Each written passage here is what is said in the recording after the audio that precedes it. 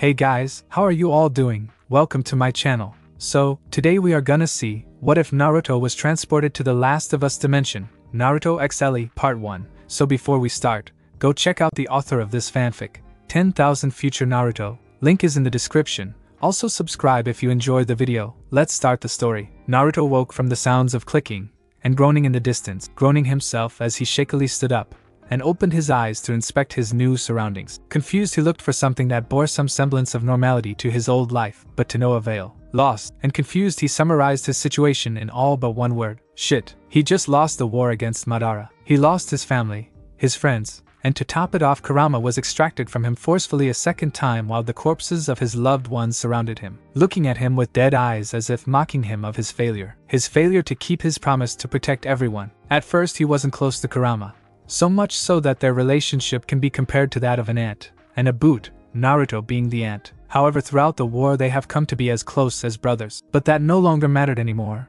Kurama was gone, as well as everyone he cherished. Just the thought brought tears to his eyes. He failed them. He failed all of them. What was the purpose of going on? No, he wouldn't let it end here. Not without a fight. He would make do with his new life in this world, and if he died in the process, he would die accomplishing something. He would not die a failure. From what he could deduce, he was pretty sure he wasn't in the same world, or at the very least the same time. This was evident from his quick inspection of the surroundings. He looked around from the tall building he was perched to find even taller buildings higher than the tower littering the landscape. The architecture of the place was unique, incomparable to the elemental nations, and consisted of glass, metal, and brick. The only structures comparable to the designs were those of Amigakure. However, they had pipes drawn out of the buildings, and still could not compare to the beautiful architecture of this place, and continued to stretch beyond the horizon. Although the beauty of the designs looked better than Amigakure, he noticed they were in shambles. Some of the windows were broken, and there were holes in the buildings. Most of all, there were plants ranging from weeds to flowers growing out of random areas of the constructs. Some buildings were even collapsed on each other, more littered with broken glass, and the lower buildings were even boarded up with planks. Naruto looked further down, and noticed metal canisters of some kind with wheels. Confused, he looked around further, and even noticed people walking around. The first thing he thought was either the people of this world were lazy as hell, like me, and sucked at maintenance, or had different preferences to design. After inspecting the surroundings a bit more, he decided to inspect himself, and his personal storage scrolls sealed in his arm. He wanted to look at what weapons remained, rations, water, and most of all ramen. Taking out a polished kunai, he noticed how much heavier it was, and how greater in size it was to what he had remembered. Then he looked further to his hands, noticing how small they appeared to be. Slowly he brought himself to look into the reflection. He blinked, and blinked again, then let out a loud gasp as he noticed his features. He was younger, a lot younger, around 5 or 6 if he was to estimate, and for the better of him he didn't know why. Looking back, he tried to find a direct reason as to why, but eventually chalked it up to an effect of dimension travel. Another feature he noticed clearly was that most of his clothes were gone, burned away as if they never existed. Deciding not to run around but naked, he got out some wire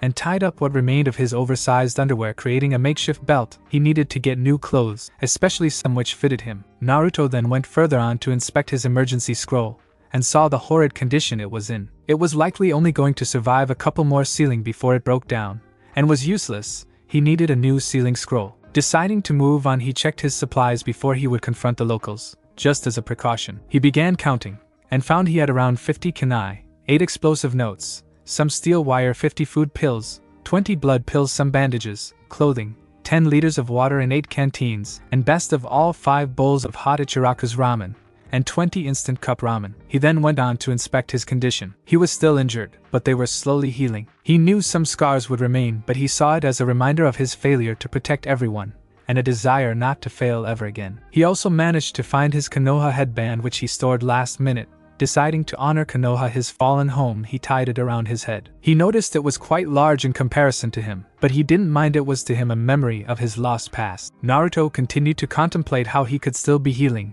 albeit slowly, after losing Kurama, and again he chalked it up to the side effects of once being a Jinchuriki and a current Uzumaki clan member. In addition, he also noticed his chakra reserves, how low they were, and how easily maxed out they had become. To put it simply, he had less than what he usually did. Understandably, he guessed with the loss of Kurama and all, but on the bright side, he could still make a few shadow clones and do a few before tiring out. He could no longer keep spamming clones, but it was a start. Besides, greater control meant possibilities for new. Naruto was brought out of his inspection as he noticed the people below him rushing into the building he remained perched on. The way they were running, and groaning was unsettling, and they were getting louder and louder. They were approaching him. Naruto was worried. How would he explain how he got here? What does he do? Should he run or should he confront them now? After all, he needed the basic information like where he was, and what he could do to earn his keep. Additionally, he could always lie. Wait a minute, do they even speak the same language? He decided to wait and find out, and what better way than to do so face to face. Naruto began to prepare himself, and put away his small storage scroll in anticipation of their arrival. There was loud knocking on the roof door before it burst open, and in poured people. Take a guess which kind. However, they were not the kind of people Naruto would like to familiarize himself with. They were dirty, most moving erratically, and some were even screaming and groaning. Others had blood in their mouth, on their face, and they were all running towards him. These people looked sick, and that put him on edge. Sure, he was in a different world, and was lucky to come across an average human, but these people really put him on edge. Damn, Naruto thought he already had enough shit on his plate. Oh well. He signaled them for him to speak, but they just kept running towards him with their mouths open, some screaming, most groaning as if hoping to bite a chunk of his flesh, like a tiger to a deer, predator to prey. Stop, let me explain what Naruto said, hoping to explain his predicament, even if it was going to be a lie. He knew outright saying he dimension traveled was stupid, but a well-thought-up line never hurt anyone. These people, however, didn't get the message, and didn't stop. Deciding to dodge instead of the old-fashioned 1-2, he utilized the Sunshin technique, carefully making sure not to be trapped by them. This continued on for a minute till he noticed a new presence of another person on the rooftop, or rather, creature. This creature was different from the humans currently chasing him. Its head was not shaped out as a face.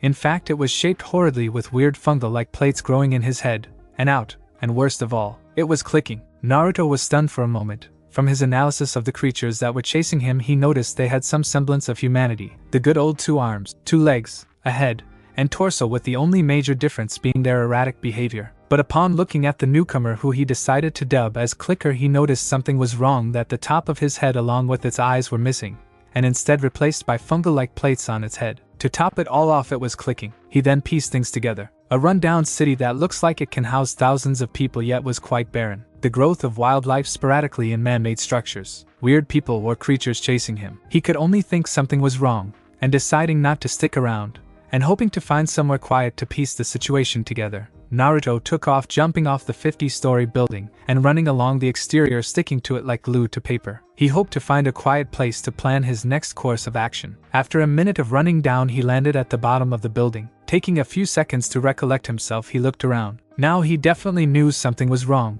He could not see the bottom before, but close up he could definitely see problems. Some areas were barricaded and completely blocked off by small walls and barbed wire. Others were littered with large cylinders on wheels, and had a large metal stick pointing out from the top. He didn't know what they were used for, but looking at them made him uneasy. Finally, the other issue is he could see bodies and blood.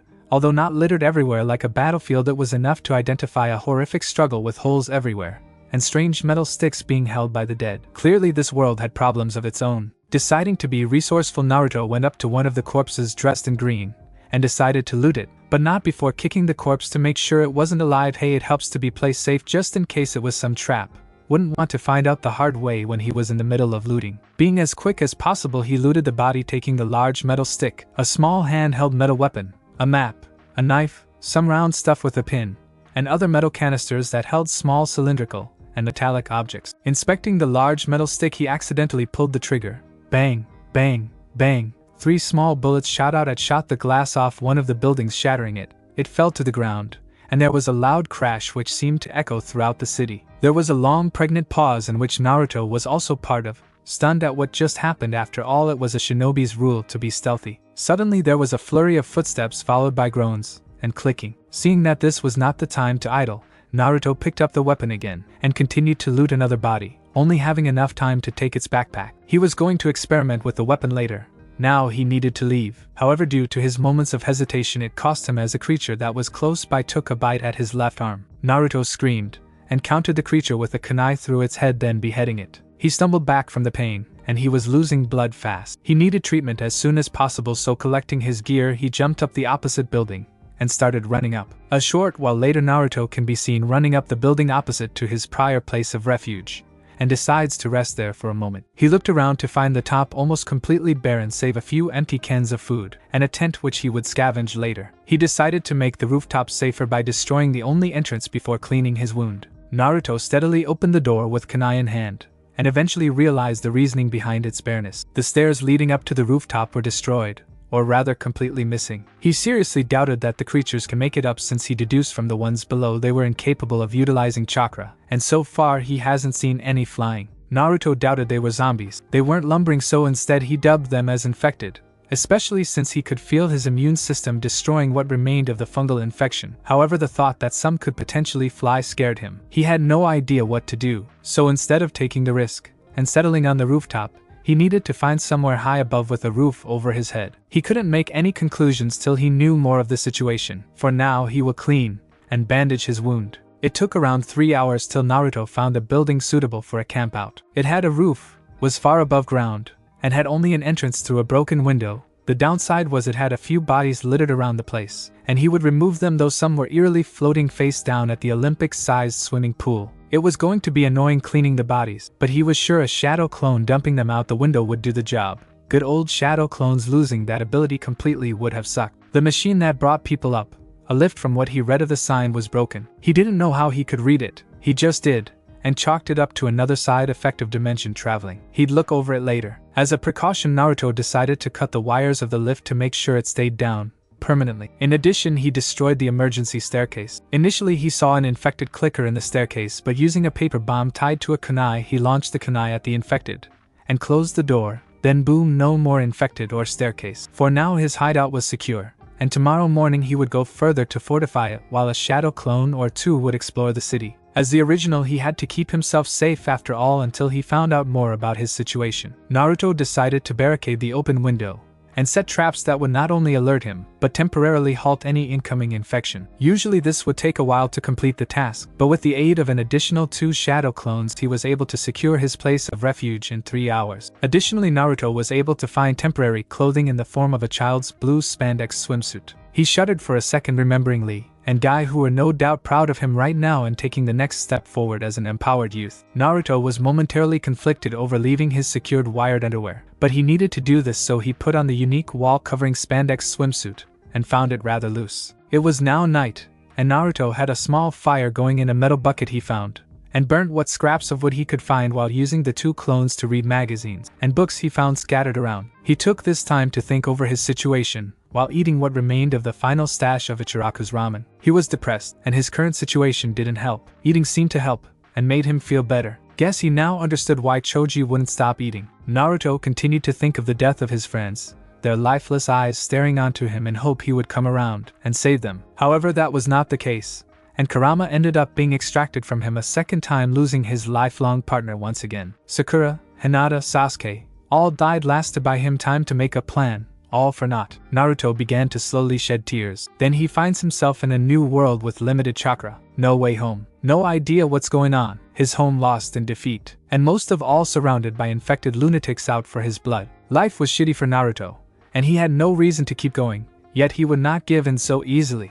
Doing so would mean all the sacrifices of his friends would be meaningless and would desecrate their memory. So he would continue to fight on. Wiping away his tears, Naruto pressed on with hope and a desire to make good with what was left of his life. He was a kid, so there was an opportunity to start over. Tonight he will rest. Tomorrow was the start of a new journey, and he won't go down easy. Current supply: M4 assault rifle equals 10 bullets. 9mm pistol equals 20 bullets. Tent: 49 kunai. 7 explosive notes. Some steel wire. 50 food pills. 20 blood pills. Some bandages. 10 liters of water in 8 canteens. 0 bowls of hot Ichiraku's ramen. 20 instant cup ramen. Naruto woke up to the sound of gunshots in the distance. He now knew that the handheld metal pipes were called guns, and also the basics of its operation, such as how to shoot and reload. Naruto, however, has yet to actually test his newly acquired assault rifle and pistol, simply because he did not wish to attract the attention of the infected. Another tidbit of information he found out. Throughout the night, the only 2 shadow clones Naruto could make had continued to read while keeping guard of the pool, aka his own personal new safe house. To maximize his capacity to learn, Naruto had ordered his clones to wake him up at 3-hour intervals, in which he would dispel the present clones and replace them with a new batch. Naruto usually only required 4 hours of sleep per day since he was a shinobi, but he was weakened by Madara, and yet to fully recover, not to mention someone taking a bite at him yesterday. Through the 3-hour interval method, he could organize his knowledge and be prepared for anything that came his way suddenly, After all, a shinobi needs to be prepared, and information is the best way to go about the preparation. Throughout the night, the clones continued to read and keep guard, reading books ranging from guns and cars to lifestyle and newspapers. Newspapers were the big bomb of information of the current state of the world. And although newspapers were no longer being published, having stopped 11 years ago due to the outbreak of mysterious infection, it was still a dead giveaway that the world was different before. There were more people, streets were cleaner, no corpses hanging around, and most of all not infected. The outbreak of the infection, fungal disease or whatever, changed everything. Looking back, he deemed that the infected was an appropriate name for the creatures that swarmed and attacked him, hoping to take a bite out of him. One infected was successful. He flinched. He didn't know the symptoms prior to ending up infected, but he was sure with his Uzumaki blood and what remained of the Kyuubi's chakra that he could fight the infection off internally. He hoped it would fight it off. Going down as an infected after all he has been through would actually be pretty sad. He learned many things through magazines and books. The especially useful ones were the national geography, business, and technology cantered pieces. Guns were one of the big things he learned about, and was quite eager to test them out. From geography he learned this wasn't the only large city with monstrously tall buildings that dwarfed the Kyuubi 3 times over. Apparently there were cities worldwide like this, and were quite common. He learned of countries, and the population of approximately 7 billion. That was huge. The elemental nations only ever numbered in the millions, but by comparing results from the past he could see the reason why. War was a less common thing in this world. This fact was further pushed when there were no mentions of anything even remotely close to. Even in the technology section, everyone in the world relied on technology for their day-to-day activities in the past. Naruto was jealous of that, since no chakra meant no techniques, which meant no form of dangerous combat, and meant no ninjas. He supposed that's what eventually led to such a high number of people, and a more established peace system. He wondered if this is what the elemental nations would have turned out like if the Jubai, the sage of 6 paths, and the priestess didn't mess with power. Well, there was no second guessing himself now. Thinking about it again, he supposed the population actually worked against the people of the planet. After all, it meant more victims, and more infection. He was pretty sure that in the elemental nations the people could easily fight it off, and if it was airborne the medics could make a difference. After all, they had access to chakra, and these people didn't. He briefly wondered if he could do something about that. Looking at technology-related magazines, Naruto was able to learn more about guns, how they operate, and reloading. He now knew how most of them operated, and what guns he currently carried. For the lone assault rifle it is the standard M4 carbine, while the pistol is the standard 9mm. He knew the M4 was bad short term, but for now he will store it. It only had 10 bullets left with one magazine. It also had an issue of being loud and semi-automatic. This meant some of the bullets would be wasted regardless. The pistol on the other hand had 20 bullets, and 2 magazines that would be effective long-term, as he could fight with a knife in one hand and pistol in the other, hence conserving bullets and having more efficient reload times. Regardless, he would still stockpile the M4 as it would be useful later on. Other good tidbits of information he got from technology was vehicles, cars, and helicopters sounded fun, and he wanted to try them. Flying would be nice, as well as their medical technology. Hospitals ran completely on technology. There were things here that the elemental nations could do better with. Well, could have done better with. The people of this world were so interesting. Instead of relying on chakra, they supplemented with technology. He couldn't wait till he started exploring, but first he had to worry about the present. Today he decided to inspect the wound, while in the meantime he would send a clone dubbed Scout Clone to scout out the gunshots sounding off in the distance, while another clone would scavenge what supplies he could and store it in his newly acquired backpack. This was the apocalypse. Whatever materials he could get his hands on would definitely work in his favor long term, and he also needed a new set of clothes, some that would fit him better and wasn't an embarrassment. If it wasn't for him tying his underwear with wire yesterday, he would have run around butt naked while being uncomfortable fighting infected like that. He eventually managed to find a children's spandex suit that just fits upon busting the lockers. However, he can't imagine where they'd been. Another thought that crossed his mind was that by scavenging supplies he may prevent others in dire need from acquiring them in the future. Guess he would need to be picky. Well, lucky for them, he didn't exactly have much storage room on him. God, he wanted a good storage scroll. He can make one. But now was definitely an inappropriate time, especially without the much needed materials to construct one. Long paper of a minimum of 1 meter for small private scrolls, and 5 meters minimum for large storage scroll, some fabric that can match up to the length, a roller, threads, and needles, and most of all ink, and a brush. Hopefully the scavenge clone would be able to find those. He would also need to look for more information on the world, customs, languages, diplomacy, the location of quarantine zones, safe zones, and much more. He needed to be prepared because in a world like this, survival is what truly mattered. Dispelling the present clones, gaining what little knowledge they learned over the time period.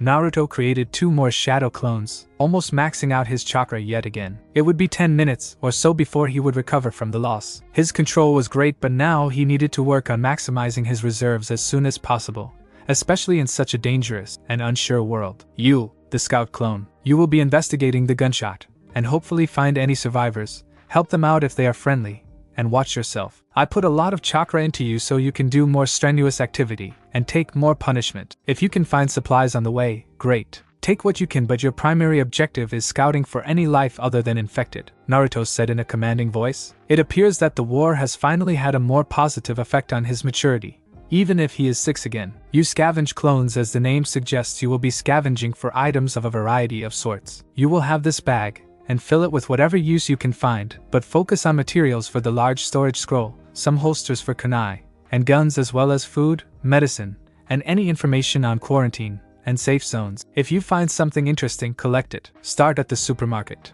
If you do dispel due to complications, be sure to do it in a safer place. I'd rather not fight a horde of infected. You got it, boss, replied the scout, and scavenged clones as they proceeded to disappear ninja style through the open window. Now then, time to look at the bite. Slowly Naruto unwrapped the bandages around his arm. It no longer hurt, nor was it bleeding. It was healing over quite well.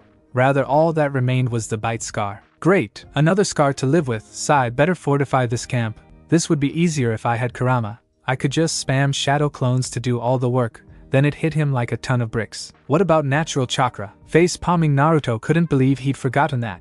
He could have used it earlier to scout out the city at the comfort of his humble abode. It was going to take a while before he could get into it again, but practice makes perfect. On top of that, he needed to know how to perform and maintain sage mode by himself, as he could no longer rely on clones to power him up. Instead, he needed to draw it in naturally. Taking a deep breath, he meditated and meditated. It took a good hour before he gathered enough energy to enhance his senses, and with the remnants of Kurama's chakra, he was able to feel out a good chunk of the city, the different life there. Naruto delved deeper into his senses. He discovered many life signatures that desired nothing but to feed and expand. From that, he deduced they were the infected.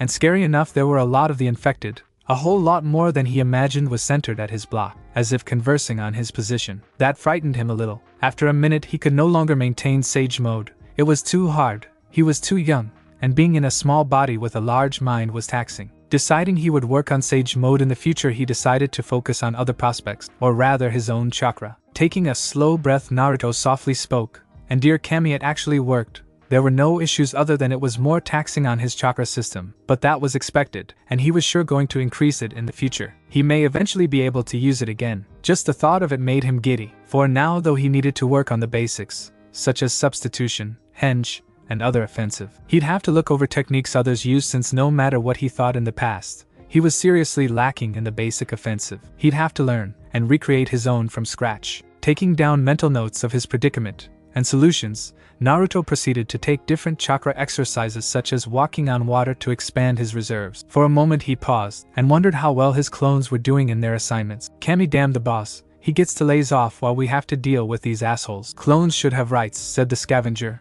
highly irritated as he ran from the infected chasing him. True, he had been equipped with the M4 assault rifle and the 9mm pistol, but he was running low on bullets, and using either on the open street was suicidal, especially since he needed to stop, aim, and shoot. After all, it's his first time using the rifle. Scavenger continued to run towards one of the malls he read about. Shit. As Scavenge came up to the mall side entrance, he spotted 2 clickers exiting the emergency exit. Well, guess I got to learn to shoot fast, Scavenge thought to himself as he took out the M4 and began firing wildly as he ran. Most bullets actually missed their target, but a few managed to hit them in the right area and brought one clicker down. The other was still standing and rushed the Scavenge clone, barely avoiding being lunged at, and bitten. The clone was able to chakra jump above the clicker and into the doorway of the mall. With fast thinking, he quickly shut the emergency door and locked it. There were a few bangs on the other side, no doubt the infected trying to get in. For now he was safe, but he didn't let his guard down. No doubt the gunshots alerted more infected of his presence inside the mall and out. He just knew getting out was going to be a bitch. Now was not the time to be sidetracked to find the supermarket. It should look like one from the lifestyle magazine, the clone thought to himself. All he really learned about the supermarkets was that they were lined with shelves full of stuff, and people picked them and bought them. He also had no idea about the architect of them all, so his first priority would be to find a map. The map from the first day did help him in finding the location of the downtown mall, but now he needed to find something more local. Running around the mall looking for the right store was a stupid idea when infected were chasing you, and from his gunshots, they probably knew he was there. Well, time to get started. It's been 10 minutes, and Scavenge has been able to find a map. One was actually posted up at the end of the hallway. It was just covered with dirt and grime. After a few seconds cleaning, bam, instant map. The good news for him was that the supermarket back entrance was just past the storage room after the door. The bad news was the storage room had multiple entrances right behind the door that just screamed ambush. Still, he had a job to do. First, he would check the other doors he passed just in case he missed anything important like ammo. He needed some for the M4 as he used it up, but pistol ammo would also be nice. He only had 20 after all. There were 3 doors to investigate. 3 mystery doors with either goods, infected or both on the other side. Slowly walking back to the first door, the scavenger took out the 9mm pistol and the combat knife the original scavenged off the dead military guy. Using a flashlight the original found in the scavenged backpack, Scavenger fastened it on the backpack strap, turned it on, and proceeded to open the door with the pistol in his right hand and the combat knife in his left. When he opened it, he waited for a few seconds to hear any noise of sudden movement. For now there was no infection. This is actually quite stressful. It was well known shadow clones replicated their original, and that included their fears. Although Naruto's fears watered down due to the 4th Shinobi War and fighting immortal zombies, the original still retained a fear with ghosts. Infected was just pushing his fears. Walking in slowly, Scavenge analyzed his surroundings, hoping not to miss anything. It appeared to be a small room full of boxes and documents. He doubted he could find anything useful in the room, but he decided to look around. After several steps into the room, he noticed a body on a rolling chair by one of the desks. Slowly turning it around to investigate, he noticed it was dead and had been decomposing for a while. Guess that's where the smell was coming from. He investigated further and noticed a hole in her head and a gun being held in one hand. Poor girl, it didn't take long for Naruto to piece together what happened. Just by looking, the girl most likely committed suicide to escape reality. After all, running around and biting people, turning them into infected, would have a significant strain on civilian mentality. Sometimes a quick death was better than facing such a reality. Further investigating, he noticed her to be around mid-20s. What a waste, he thought. Still, he needed to scavenge the girl for anything important. He knew it wasn't right, but morals be damned. The world was screwed, and the living needed the items more than the dead. After scavenging the room, he was able to find another 9mm pistol from the girl, and 10 bullets for the pistol. He decided to keep it, but may need it later after all. Additional finds included a first aid pack with bandages and alcohol. Simple enough. Guess he could make his own later. 15 minutes later, after scavenging through all 3 rooms and fighting off a couple of infected runners with a good shot to the head, Scavenger was slightly drenched in blood. Ugh, how disgusting, he all but gauged to himself. Wearing spandex swimmers didn't help at all either. He really needed better clothes. On the bright side, he was able to turn on the lights by starting the generator. This made his job a hell lot easier since the flashlight was narrow and easily spottable. Downside was that the infected runners could also see him. Guess he had to be extra careful from now on. From his investigation, the scavenger clone was able to find 2 health kits and a Molotov cocktail. Additionally, the scavenger clone, hence the original as well, wasn't too familiar with crafting at first, but so far he was sure he knew how to make an on-the-move health kit as well as Molotov cocktail. They both consisted of alcohol and a rag. Reading books on the new world plus improvising can be fun and useful at the same time? Naruto himself wasn't a fan of reading in the past, unless it pertained to techniques, in which case all bets were off. In addition to his finds, the clone was also able to scavenge 5 blades, 3 rags, 2 bindings, and 1 sugar. For what they could be used for later he wasn't too sure, but he knew they could come in handy. Deciding to move on,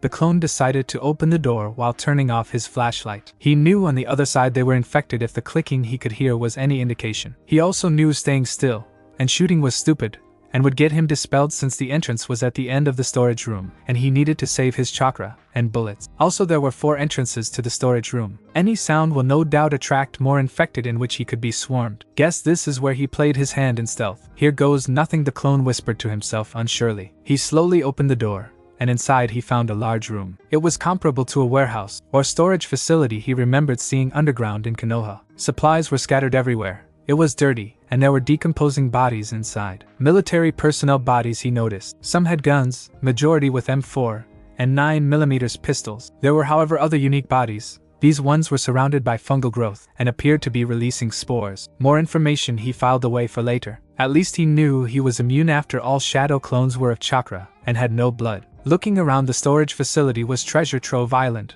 However, he knew he couldn't scavenge from them as a lone clone. Too many variables. Too much opportunity for noise, too many open entrances. From what he could see, there were a few clickers, and 2 runners that appeared passive, and weeping as if trying to resist the infection. Also, there was something else. There was low croaking. For those that don't know, these are stalkers, and are more aggressive than runners with better eyesight. Got it from of infection, in which he eventually dubs as stalkers. They after all appear to be more cautious of movement and the environment, and appear to be midway in their head transformation. Guess he'd think more about it after he did the supply run. Deciding to be as quiet as possible, and hoping to avoid whatever contact he could, he decided to sneak around, hoping not to catch any of their attention. From looking at his position, he could see that in the center of the warehouse were crates, bodies, and sandbags lined up with machine guns. He guessed that the soldiers stationed here had a final stand of some sort against the infected, and that meant this mall could have been established as a command center of sorts till it was evacuated or overrun. This meant there was an opportunity for plenty of material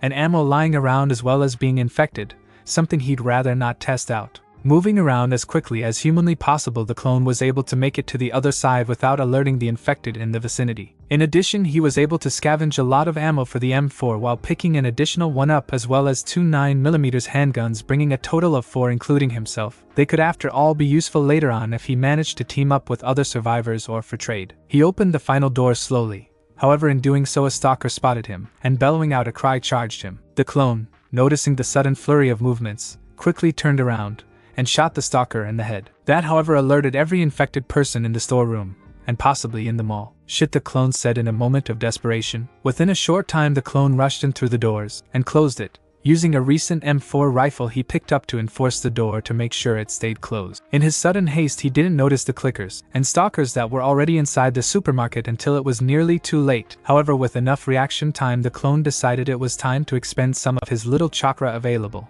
and he jumped onto the roof. Using his handgun, he began shooting at the clickers and stalkers, taking advantage of what little time he had to stick on the roof. He aimed for the stalkers first, since they seemed to be able to see, while the clickers he could deal with later. There were around 22 of them, and for a moment he was worried more would come, yet there was no other flurry of footsteps or any indication other infected were on their way. Regardless, he kept shooting. He managed to take 15 infected down before he had to drop or risk using too much chakra. Haya, as if a battle cry for war was sung, the clone equipped the army combat knife in one hand while the 9mm remained in the other. Scavenger fell from the roof and landed on top of a clicker, and proceeded to shove the knife into its screwed up brain, killing it while shooting at the same time at another infected. Then, before the now dead clicker collapsed to the ground, he back-flipped off like a gymnastic expert while shooting, felling another clicker. The infected, however, continued to charge at him, and he only had time to let out one more bullet, felling one before engaging in hand-to-hand combat. It was a flurry of movements by Scavenger, as if it was a dance. 2 eventually fell to his knife skills, while the last 2 fell through careful use of the gun. Few I may not have Sharingan,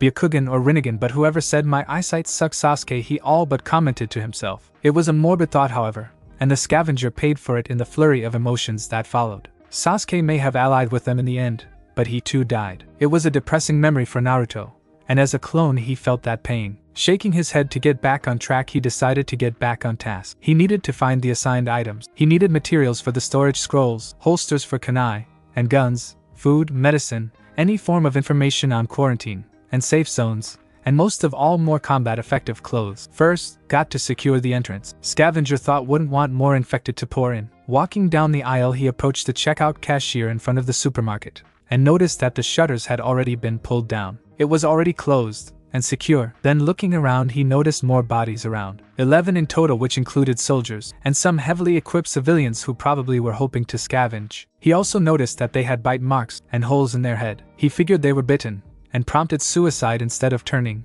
Poor bastards, he thought. Looking further, he noticed something devastating. Scavenger noticed a little girl, around 6 or 7, lying face up with a bite mark on her shoulder, a bullet to the head, and lying in a pool of dried up blood. He stood there, melancholic of the situation, unsure what to think. He could only guess the pain the survivors must be going through to even make that decision for their own good, and hers. This world truly had problems of its own. For the elemental nations, it was just the asshole Madara Uchiha and the Akatsuki. For them, it was the infection. Truly, he felt sad for the people of this world. To be living in peace, then suddenly thrust into a world of survival. Looking back at the child, and the bodies of the adults, he could only guess what happened with the scavengers, the decision they made, and the emotions they were going through. Truly this was a sad world. Breaking out of his reverie, he decided to search them for anything of value. Again, he knew it was wrong, but again he knew it needed to be done. It may be desecrating their death, but he also saw it as their will to live on, survive, as a means to remember them of their decisions, and sacrifice. Looking through their packs, they had lots of food,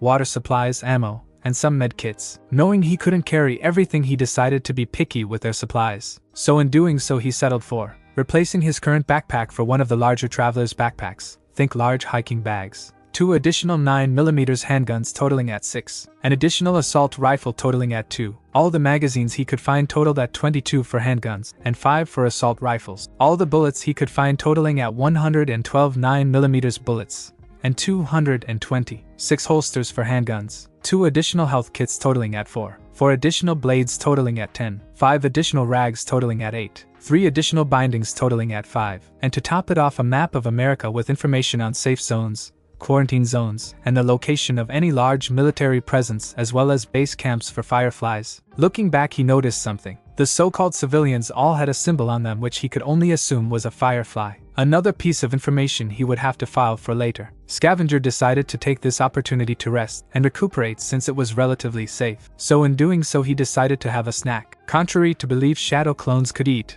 the food would just be converted to chakra, although a limit remained on how much could be converted. This procedure was just uncommon in the elemental nations since it was a waste of food, and clones weren't meant to be stretched too long in survival.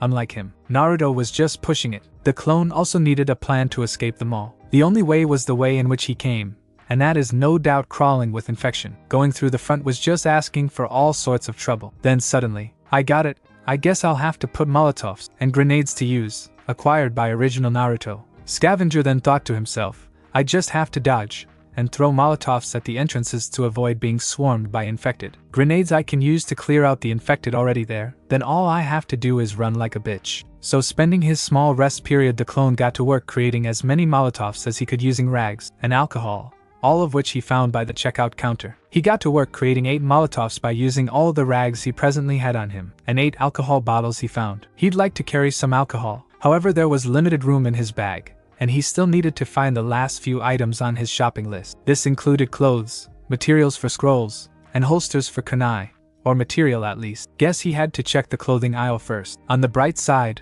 rags took less room. He was sure he could find more further into the store or rip apart some clothes to make some. It took 2 hours to find the items he needed. He had enough material to make 2 large scrolls or a bunch of smaller ones, although he improvised with ink by taking printing cartridges. Additionally, he collected some children's clothes for himself. And although lacking combat effectiveness, being loose pants with only 2 pockets, a black hoodie jacket/sweater, and a blue shirt, and some small Nike shoes, he was confident with his sewing skills. Once everything was back at his hideout, they can redesign the clothes to be more combat effective. To top it off, he went to the sewing section and got himself a sewing kit and more rags. He couldn't find anything appropriate for kunai holsters, so he figured that the original would make some of his own at the hideout. Using that logic, he decided to collect more material that may be of use to the original. Some things included meters of metal wire, rolls of fishing string, a couple of leather belts, and some fabric. Scavenger decided to search the store more, and found more food. He however could only fit in 4 cans of tuna, and several instant cup ramen. To make room, he got a small female handbag,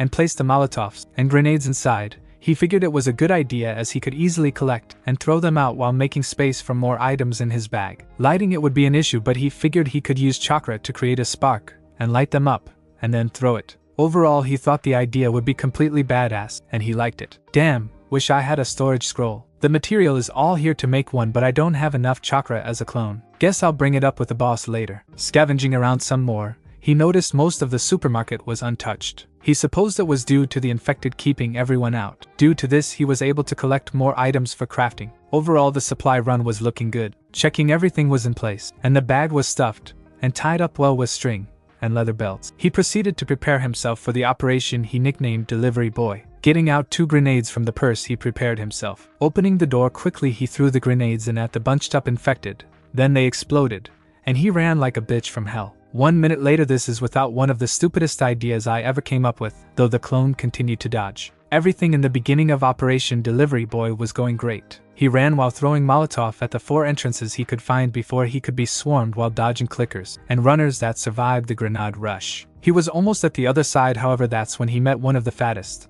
and ugliest looking things in his life. What the fuck is that? Was all he could think. It was an infected, that much he was certain of, with his head covered in fungal plates. However, it was naked and disgusting beyond belief. It had large sores and blisters over its body. It was fat, as if it was bloating. Bloater was the first thing that came to mind as he labeled the infected as such. The issue with it was that it was covering the entrance. Operation Delivery Boy relied on continuous running and dodging while throwing Molotovs to kill and hinder any infected that wished to join their little show. With the bloater blocking the entrance, he had to run around and get Mr. Fatso to move in order to make it out, and he had to do it soon. The entrance block he created won't hold out forever. If that was it, there would be no problems. However, the bloater began throwing something and landed near Scavenger before exploding like a grenade. It was a spore grenade, and what's worse, the bloater had a really good aim. Shit. Scavenger continued to run around dodging the infected and spore grenades by using sharp dodges and jumps. It was straining on his body and chakra, and at this rate he would dispel. Hoping to force the Fatso away from the exit, he decided upon the conventional approach. Scavenger threw a Molotov at him while he continued to run. It hit the Fatso. It moved forward, hoping to put the fire out. It burned for 5 seconds, and it didn't return to the door. He noticed that, and decided to use that to his advantage. Expelling 2 Molotovs to kill off a few of the runners pursuing him, he threw another Molotov at the bloater and ran to the door, using those 5 seconds of hesitation to make it through. He almost made it, but he was too slow. The bloater threw a spore grenade at him while he was in the middle of closing the door. Not enough to dispel him, but enough to weaken him considerably. He doubted he had enough to make it to the hideout, yet he needed to push on. It was Scavenger's life goal, the order of his boss, and he must complete it no matter how much it pained him. He was a shadow clone, and that was his duty. Using what little chakra remained, Scavenger pressed on to the entrance in which he came,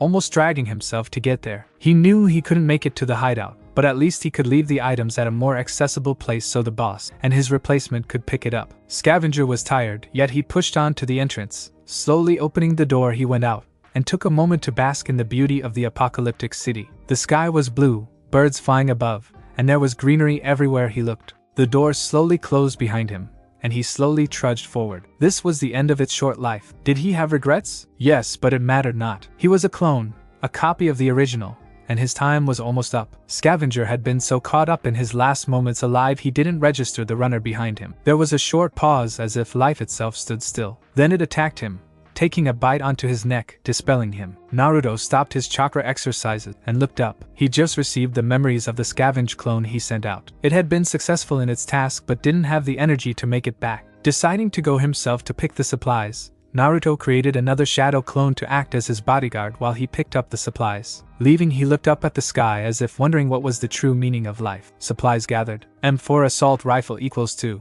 Handguns equals 6. M4 bullets equals 220. 9mm bullets equals 112. Health kit equals 4. Molotov cocktail equals 1. Grenades equals 0. Blades equals 10. Rags equals 7. Bindings equals 5. Sugar equals 1. Recipes discovered. Health kit. Molotov cocktail. Additional plus total. Sealing scroll materials. Holsters for kunai material. 6 holsters for guns. Information on the military and fireflies. 4 cans of tuna small. 5 instant ramen cups in the current world. Clothing. 49 kunai. 7 explosive notes. Some steel wire. 50 food pills. 20 blood pills. Some bandages. 10 liters of water in 8 canteens. 20 instant cup ramen elemental nations. After jumping out of the window, the designated scout clone, or Scout 4 short, took off towards the sounds of gunshots in the distance, jumping from rooftop to avoid confronting the infected. From Naruto's escapades in the night, he knew a couple of basic things about the new world he was in. Such things included the name of the planet being Earth, and countries that inhabited it, such as the one he was presently on,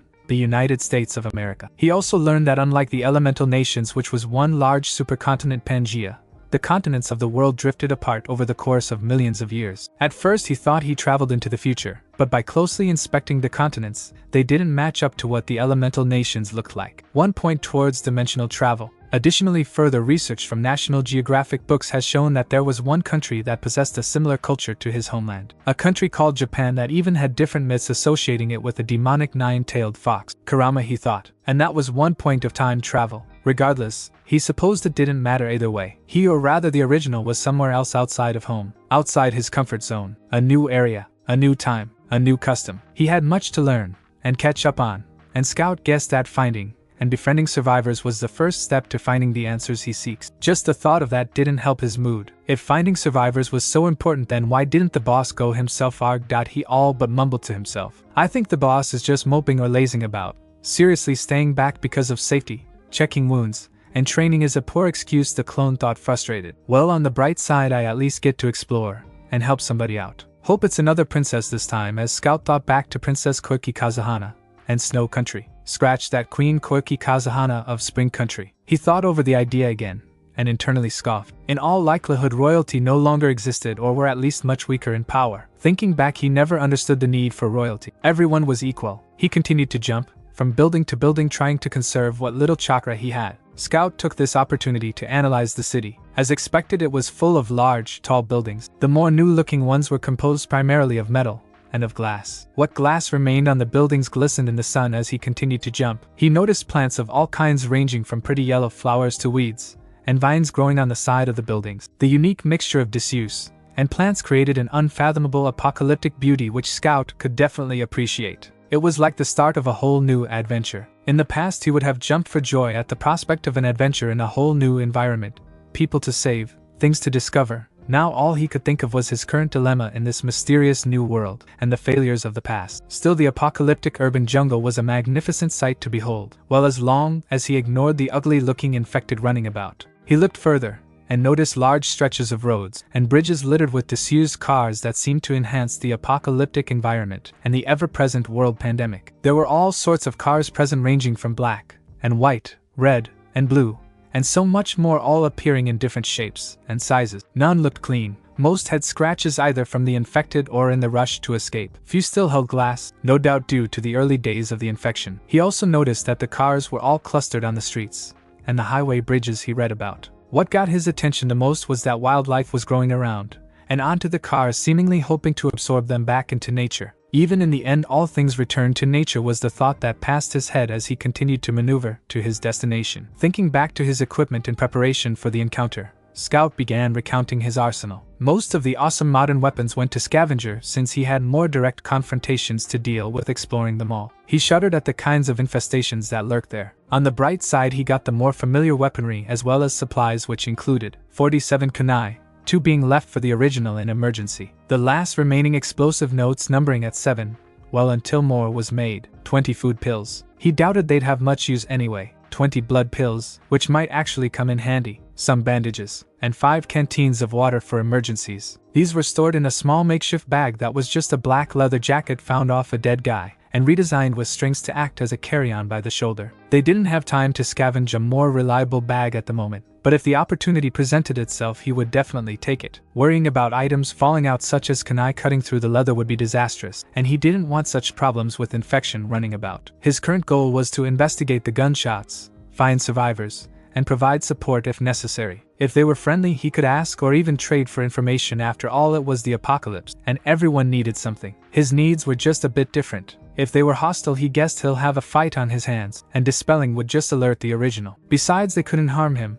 He was a shadow clone, a copy of the original, and shadow clones just dispelled. This line of thinking brought about another thought though. I wonder what the people of this world would think if I dispelled in front of them. Scout paused, and thought of such an act, and giggled at the idea. They'd probably be stunned or terrified, and chalk it up to a ghost disappearing in front of them, haunting them. Then again, he doubted ghosts stopped infecting others. He didn't know what was worse, by a curse or by infection. Scout continued to jump across rooftops, expending as little as chakra as possible to save for his long survival. He knew he couldn't do it in fear of dispelling. Only in an emergency could they be used, and also that meant no access to large chakra consumption. Henge and Kawamari were not exempt from this rule. Scout let out an exasperated sigh at that. Man, that sucks. How am I supposed to fight effectively with such hindrance, thought Scout as he got closer to the destination. Preparing himself, he reached into his pack and equipped 6 kunai. 2 had explosive notes tied on in case there was a small horde of infected. Approaching a low-level building that held a more prestigious design compared to the modern buildings, he looked down. He spotted 3 survivors,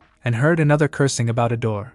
Probably a door to the building. The 3 survivors were shooting at tides of infection, no doubt attracted to the noise. He could tell more were on their way, At this rate they would be overwhelmed. Making a quick decision, he began his own support, deciding in the meantime to hold back on the explosive kunai and focus on the use of the standard kunai. He was sure the heads of the infected were the weak spot, so replacing the explosive kunai with 2 general kunai, he held 6 up by the tip. He took a second to aim, then launched them at the incoming infected. The kunai traveled more than 100 kilometers an hour, enhanced due to his shinobi attributes and training. The 6 kunai met their mark and pierced deeply into the heads of the infected. Line break. Cassandra was an 18-year-old girl that grew up in the apocalypse with short dark blonde hair that went to her shoulder blades, and a nice pretty heart-shaped face which usually maintained a serious stern expression, but that did not deter her beauty. She was a heterochromic, and had a light blue eye on the left while the other was light green, and with her main line of work operating and repairing machinery, she easily maintained a slightly muscular physique than the average slim girl. She was 5'7" last she measured,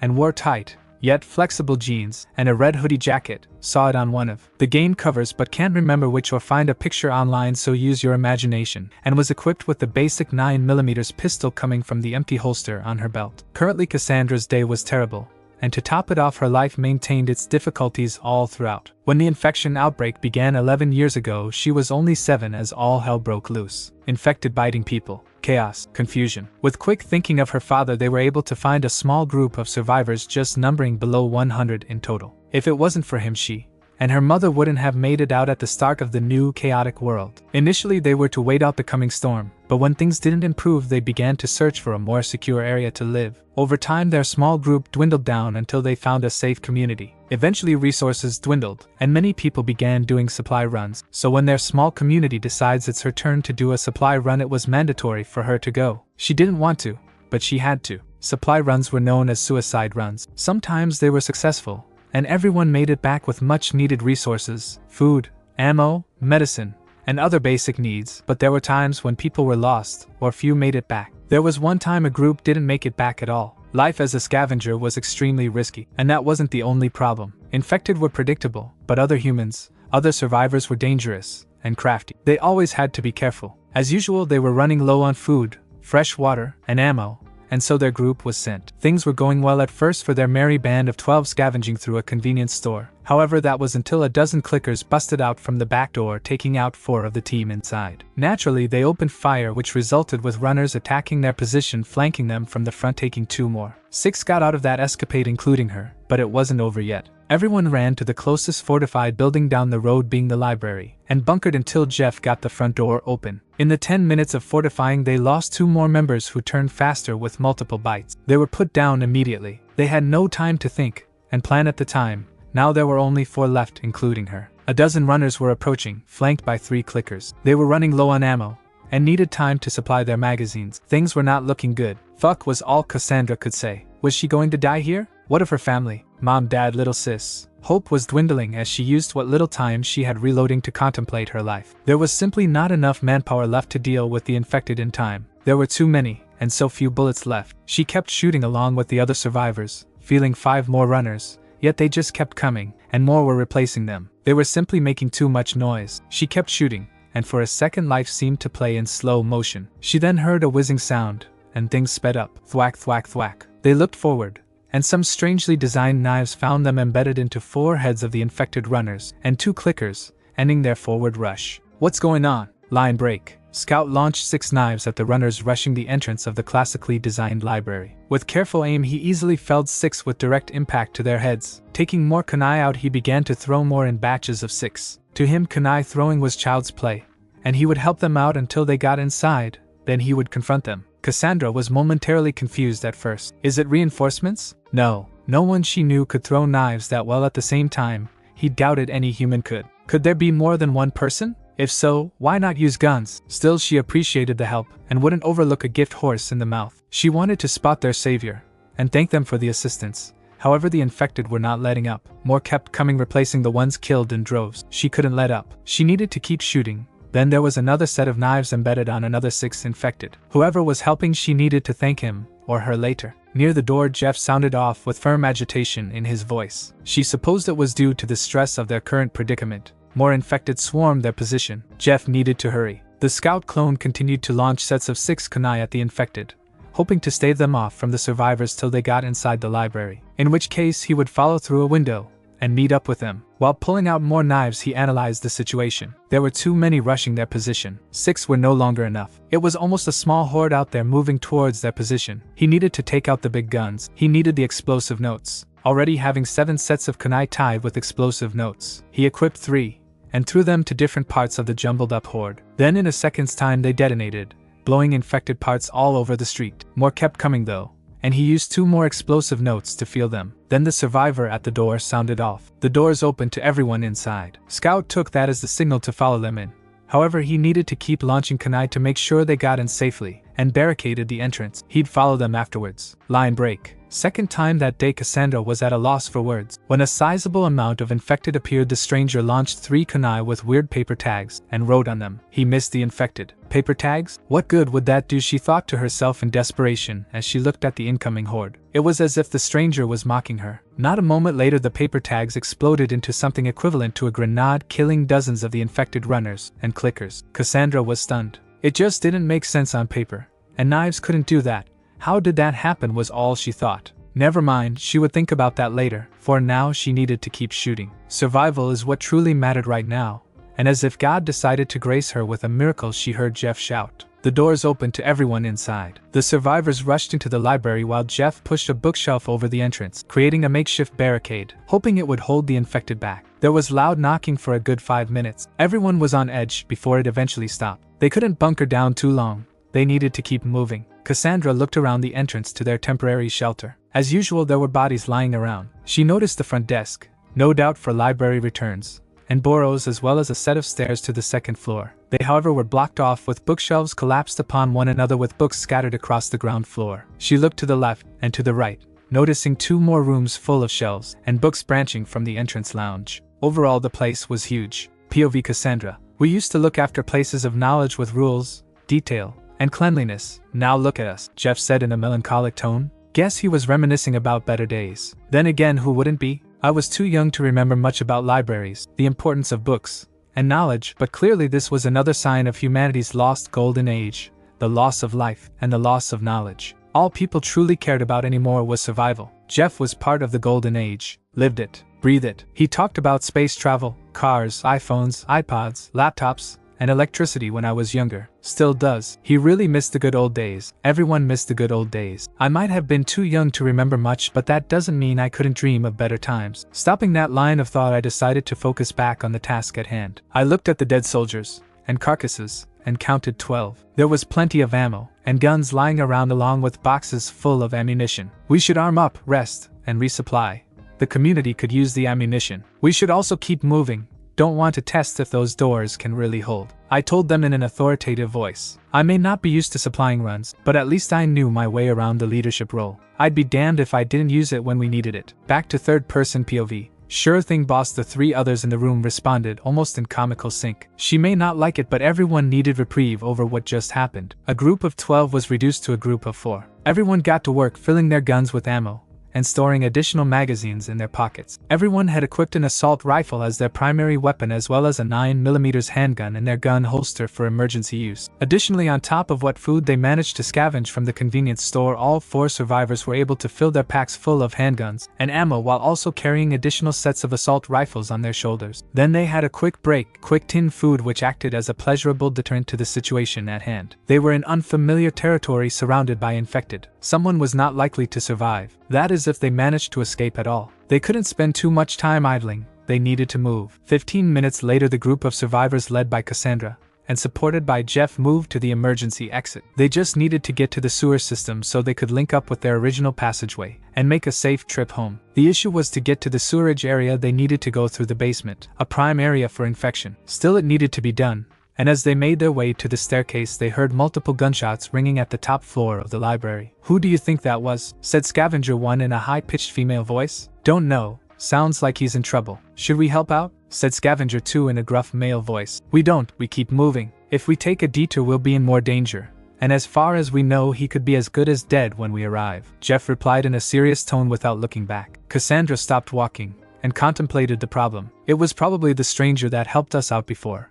And as much as it pains me for not returning the favor, we have to look out for ourselves first. The group agreed with her, They after all just survived a recent incursion with infections, so moving on they proceeded down the emergency staircase one down towards the basement. Line break. Back with the Scout clone. Scout clone had just entered through an initially closed window from the 3rd floor, but nothing could hold the ninja back as he proceeded to unlock it with his awesome pick-locking skills. After entering and shifting out below the curtains, he immediately notices problems on the floor. He could hear clickers. He was infected. Some were continually scanning the room looking for anyone to infect, and there were some runners, staying still and moaning sadly. It was as if they were fighting the infection. He couldn't wake them. He had to move around them. Scanning the area for more infected, Scouts saw something new. The new infected wasn't at the stage of the clickers, but there was a beginning growth of bipedal plates, and they appeared to be stalking and cautiously searching. Stalkers, he decided to call them. They put him on edge, so he decided to be more cautious around them. Scout hid behind a shelf and peered over,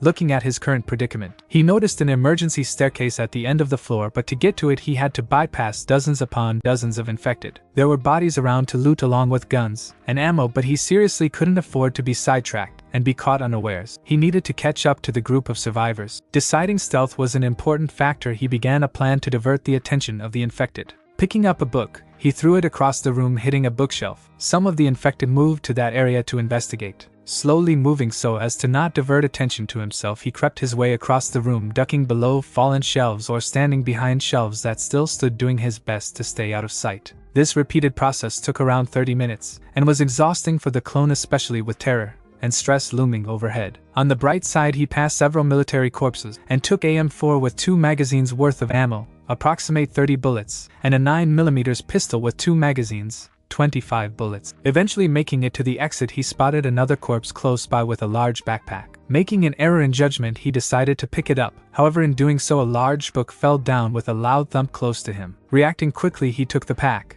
and made for the exit. The infected were alerted and would swarm him. Equipping the pistol, he began shooting at any runners and stalkers close to him to buy him time. Dodging a runner in front, he rushed through the emergency exit door of staircase 2 and ran down. He looked back and saw infected runners still after him. Deciding to risk the fallout, Scout equipped one kunai with an explosive note and threw it at the stairs above him, and continued to run down as fast as he could. He had set it to 2 seconds, and in doing so the explosion would collapse the stairs above him, so he needed to move fast. Expelling what chakra he could spare, he increased his speed, and was significantly further down than the infected on his trail until boom, the stairs above collapsed, burying any infection that was too slow. The clone was in the safe zone, and the stairs he stood on held steady. The only issue, however, was that one infected was fast enough to avoid the burial. Although there was little room for mobility, especially with how unorganized he was carrying his newly acquired items, the infected runner made a mistake in its pursuit. It took a lunge at Scout as if it was going for a lucky chomp. Big mistake. Naruto,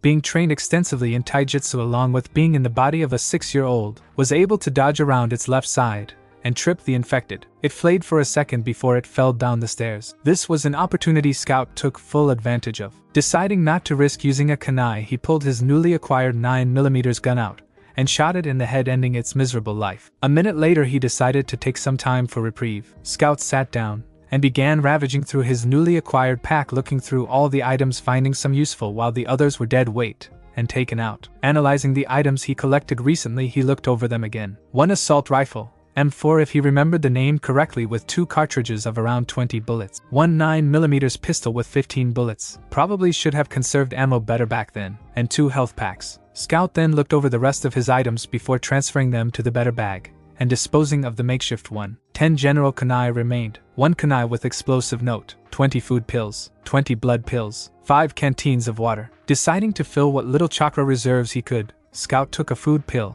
and swallowed it, refilling what reserves he lost over a period of time. He had to watch himself. No matter how much chakra he had, it only took one good hit to end him. He knew he could be replaced by another clone, but time was of the essence. From what he could tell, the survivors were moving further away. He had to catch up to them, find more information about the world, and know what was truly happening. Then the boss could make his move and decide what to do from now on. Packing his supplies into the new small but sturdy bag, he placed it on his back along with the M4. Equipping it now was stupid. It was low on ammo and took both his hands to operate, and was significantly big. He, however, knew he could easily handle the recoil of the shots because he was a shinobi. He was stronger and faster than civilians. He was a super soldier to them, even if he was weaker than before. Deciding to dispose of the prior bag, Scout began to walk down the stairs looking for some form of exit, As a precaution, he equipped one kunai in his left hand and the 9mm pistol in his right hand. He liked the combination. Using two hands for a gun bigger than him posed many problems. A knife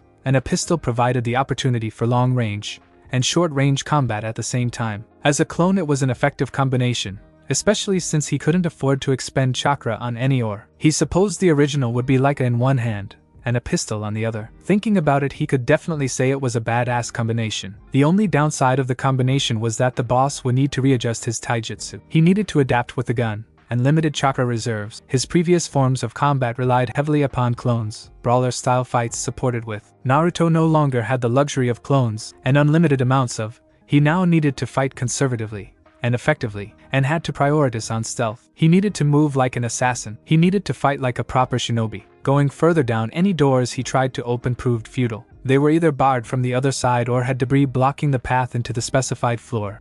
No doubt due to the exploding tag he set off. Well, on the bright side, at least the paper tag had strong explosions, the clone thought to himself, trying to cheer up while opening another door only to find more debris blocking the path. The next door down was different, as it was blocked by piles and piles of bookshelves in which the clone didn't bother to move. He needed to conserve energy after all. Finally arriving at the bottom of the staircase, he stopped. He was at the bottom. Looking at the door momentarily, he then looked up at the sign above and read the basement. Line break. Cassandra wasn't happy with the condition of the library's basement. The central chamber they entered was flooded and dark. She and her group turned on their flashlights, trying to locate a generator to power the lights. It was easy. It was only a couple of meters in front of them, and so far there wasn't any infection as the eye could see. That, however, was likely to change once she turned on the generator. She prepared herself. Cassandra signaled Jeff to start the generator, while the other two survivors, who she now knew as Jason and Julie, readied themselves by taking defensive positions. Thinking of Jason and Julie, they too had been whisked away from the community due to a lack of resources,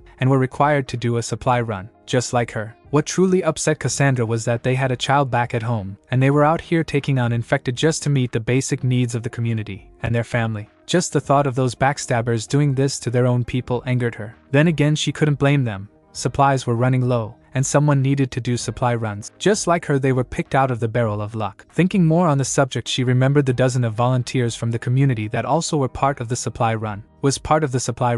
No doubt they were infected and changed by now. Just the thought of others like her doing something dangerous because they had no other choice scared her. Why? 'Cause it could have been me back at the store, bitten, dying, she thought morbidly. She looked back at Jason and Julie. Again, she wished she had more time to get to know them, befriend them. Guess she could do that when they got out of this situation alive. If they got out alive, all they needed to do was move further into the main sewer system, then they could make a straight run to the community. Although many were killed, they were able to scavenge much needed ammunition that should last them a month if used correctly, as well as bits and pieces of food. It wasn't much, but it would help. God, they needed food. They were starving back at home, and designated rations did so little. There was plenty of food to scavenge, but the issue was you had to risk your life in the process. Then the cycle starts all over again. She glowered at the idea. It was a destructive cycle in which the community was victim of. They had little renewable food resources, and very little could be grown in their home. The only thing renewable was rats, and they were getting harder to hunt. It appears they too were suffering from hunger. Sure, it may not be her specifically that would be part of the next supply run, but they would run the same risks and losses she went through.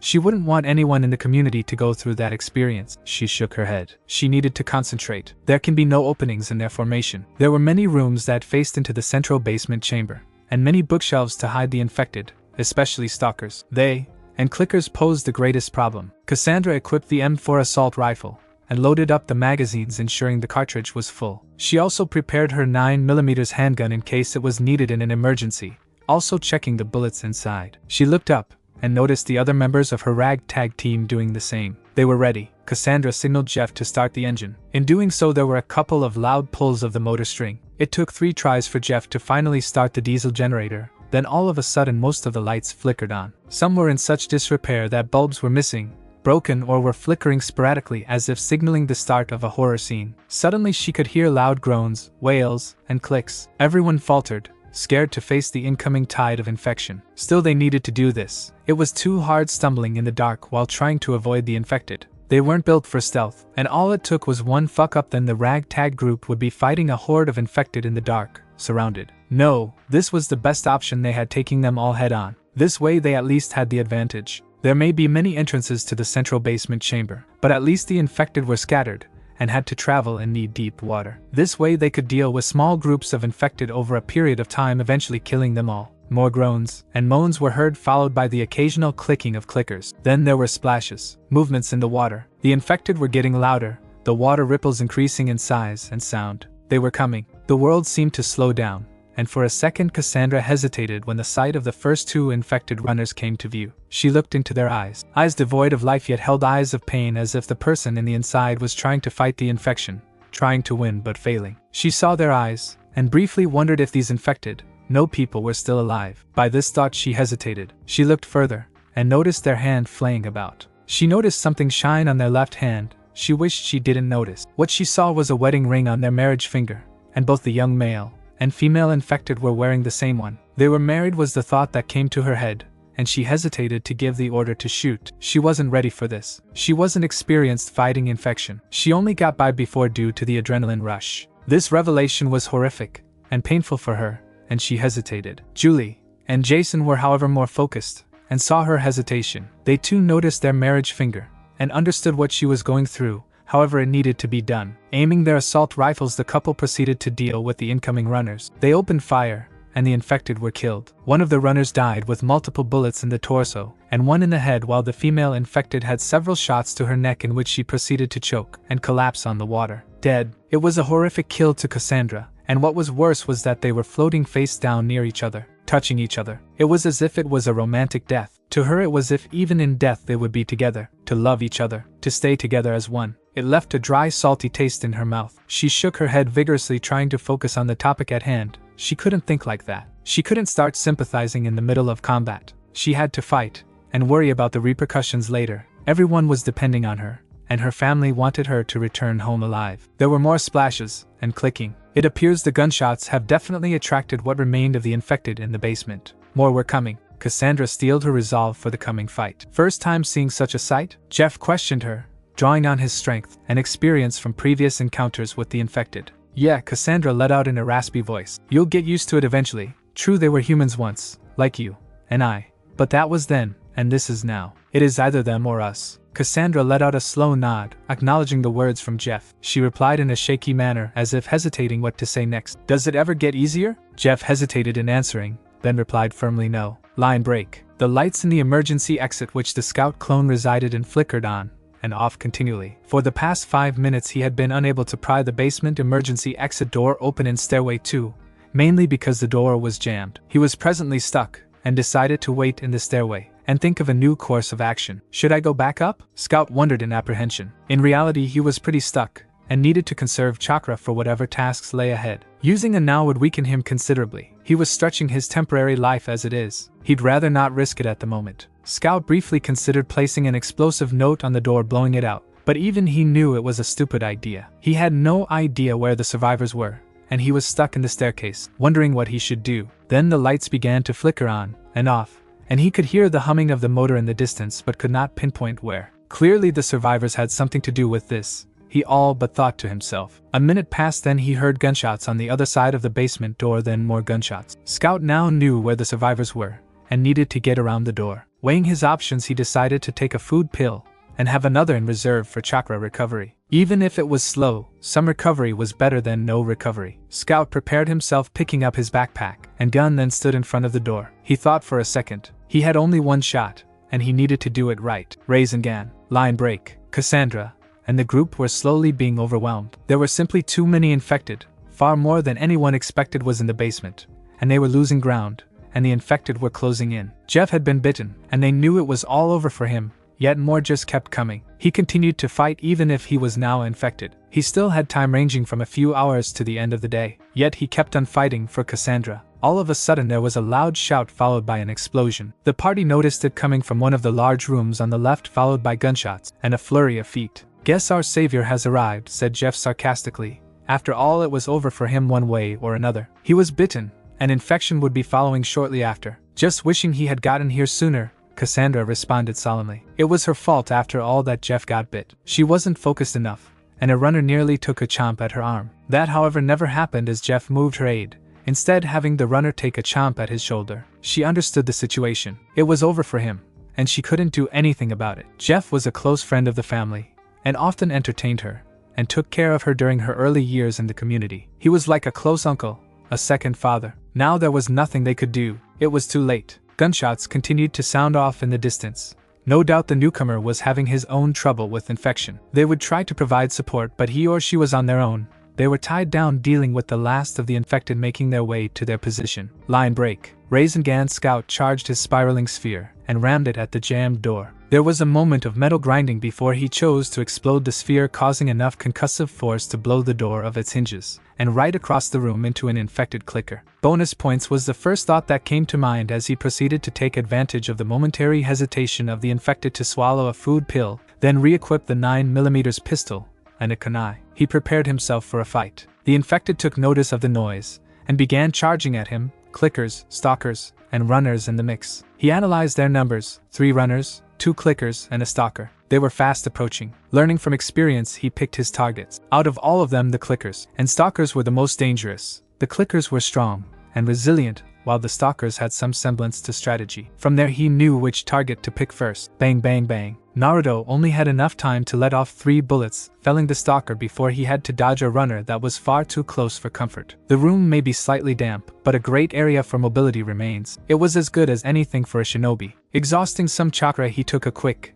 and long leap to the opposite end of the room to make distance between him and the remaining infected. He leapt above a fallen bookshelf that remained in the middle of the room and proceeded to utilize it as a deterrent from a frontal charge of the remaining infected. This strategy was effective since as soon as he landed there was a small splash. The clickers noticed the noise and his presence through echolocation and proceeded to frontal charge Scout right into the fallen bookshelf. The clickers fell, stacking it onto the shelf, and began crawling across to his position. The runners, who had much better eyesight, ran around. This bought Naruto an extra few seconds to open fire on the runners, felling 2 with bullets to the head, while for the final runner he engaged in close combat. The runner went in for a lunge at Scout Clone and tried to claw at him. He failed spectacularly. Scout was simply too small and nimble. Infected versus Ninja. Ninja wins hands down, so using his superior speed and positioning, Scout tripped the infected individual and shoved a kunai through his head. Taking it out, he faced the clickers. He needed to reload, and there were 2 clickers left to deal with. They were crawling above the bookshelves and were about to bull charge him. Deciding not to place too much risk into the confrontation, Scout proceeded to reload a magazine with fresh bullets into the handgun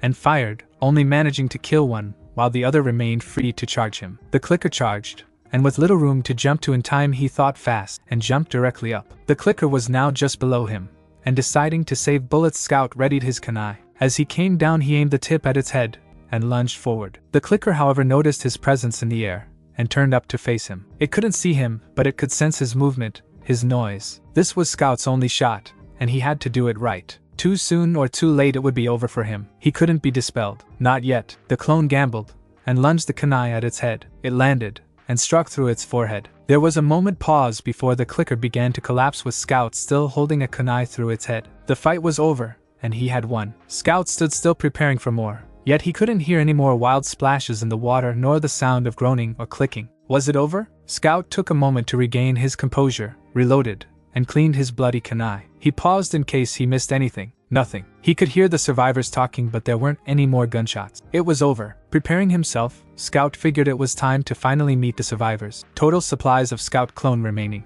1 assault rifle, M4 20 bullets, 1 9mm pistol with 4 bullets, and 2 health packs. 10 general kunai remained, 1 kunai with explosive note, 18 food pills, 20 blood pills, 5 canteens of water. Cassandra looked around the flooded basement. She supposed the water worked well in their favor from the slightly higher platform she and her team took refuge on. She looked around, taking notice of any movement, any sound. She won't let her guard down just yet. There was simply too much at stake. She looked around again. No movement, no sound. Even the mysterious person in the other room was eerily quiet. Was that person still alive? Did he or she make it out? Did he or she win? She supposed they'd find out soon enough. It was strange, the quiet, the stillness of the room. She took note of the surroundings once again, and looked at the bodies of the infected. 25 she counted. 3 died on the slightly higher platform which they stood upon. Those were really close calls. Then again, she couldn't call it close since Jeff had been bit. The rest of the infected were floating in the water, most face down, some facing up. It was a gruesome sight. Blood was pouring into the water, dyeing it red, with the only disruption being the occasional book floating by. She relaxed and looked back at her comrades. Jason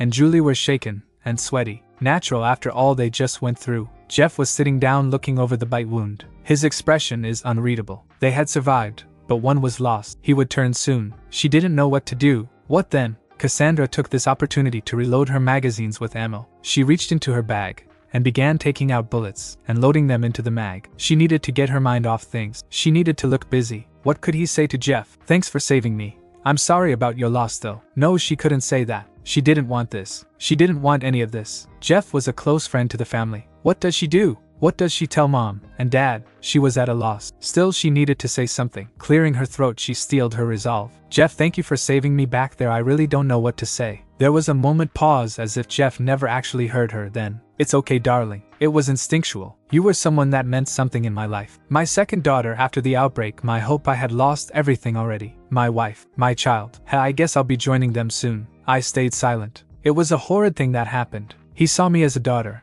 and I saw him as an older uncle. All I could say was thank you for everything. Then it was silent again. A minute later, footsteps and light splashes could be heard from the opposite room on the left. Someone or something was coming. It could be the other survivor that helped them out, or another infected. She hoped it was the survivor. She was tired of dealing with the infected, and another friendly face would be nice. Regardless, she and her comrades prepared themselves and equipped the assault rifle. Cassandra just took out a handgun. She was pretty sure it was the newcomer. The footsteps were too slow and controlled. The only infected that was ever that slow was a boomer. She definitely hoped it wasn't one. If it was, they couldn't win. The footsteps and the splashing got louder and louder. More ripples in the water could be seen. They aimed and prepared themselves for the encounter. Not a moment too soon, a figure stepped out and onto the edge of the room entryway. The figure peered at the knee-deep water in comparison to her and scowled, then cursed. Fuck, the newcomer swore as he peered down and examined the flooded area. It was evident that the newcomer stood at a much higher surface than the central chamber.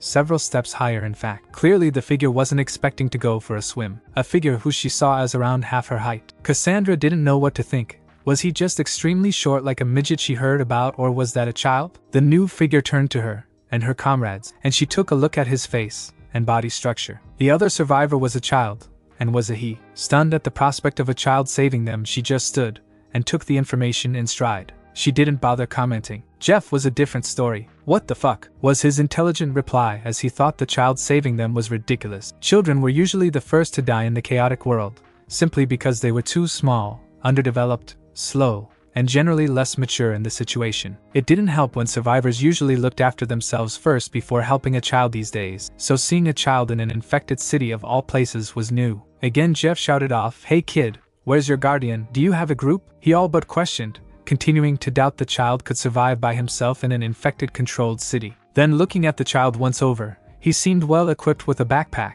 an M4 assault rifle, while his left hand held a weird-looking knife and a 9mm pistol on his right. The size of the pistol on his hand was almost comical. It was definitely a bit oversized for him. The kid responded, ignoring Jeff's question. "Are you people friendly?" he said in a serious, firm tone, showing a significantly higher level of maturity for his age.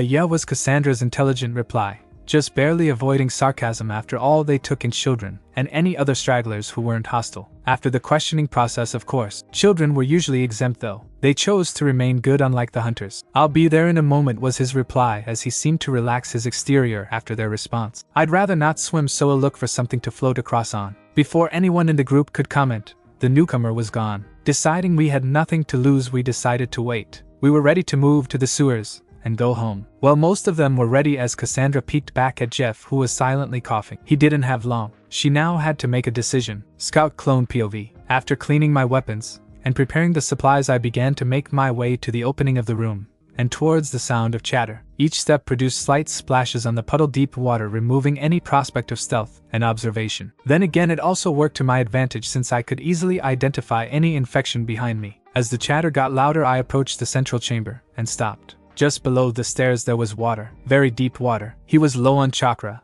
and the food pills took time in their recovery. Too much time. He peered at the water again, and then looked around at his surroundings. He noticed the survivors but continued to analyze what remained of the battlefield. The basement in particular was of basic design with concrete and the lack of windows. However, he could see that there were a couple of rooms branching out where the infected most likely flooded in through. He looked up and noticed some of the fluorescent lights built into the ceiling were completely on, while others were blinking in and out sporadically or were no longer working, leaving a moderately lit chamber with blotches of darkness between shelves and in corners. He also noticed some of the wooden shelves were both floating and sinking in the water. Other shelves just stood straight up as if ignoring the flooding altogether. Books, however, just floated by, either moving with the ripples in the water or staying still. It was as if it was waiting. Scout looked around more before analyzing the water deeply. Along with floating books, there were multiple bodies of infected floating about. He counted 25 in total in the room. 3 died much closer to the survivors and were on the steps of the slightly higher platform. 22, however, were floating either face down or face up in the water, scattered with bullet holes, bleeding. They were infecting the water with blood, dyeing a light shade of red on top of the present green. Fuck, I sounded of completely annoyed with the situation. The survivors were just there,